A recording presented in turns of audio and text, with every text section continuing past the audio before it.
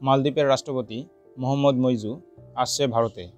রাষ্ট্রপতি মইজু তার এক্স হ্যান্ডেলে পোস্ট করে অভিনন্দন জানিয়েছে শ্রী নরেন্দ্র মোদী ও বিজেপি নেতৃত্বাধীন এনডিএকে 2024-এর লোকসভা নির্বাচনে সাফল্যের জন্য।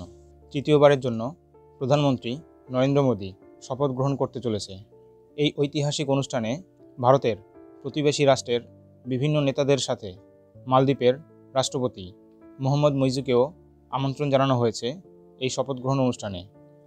রাষ্ট্রপতি মইজু এই আমন্ত্রণ গ্রহণ করেছে এবং তিনি আসতে চলেছে ভারতে 2023-এর নভেম্বরে।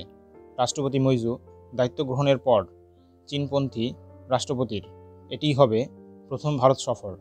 মইজু জানুয়ারিতে তার রাষ্ট্রীয় সফরের জন্য প্রথম তুর্কি এবং চীন ভ্রমণ করেছিলেন।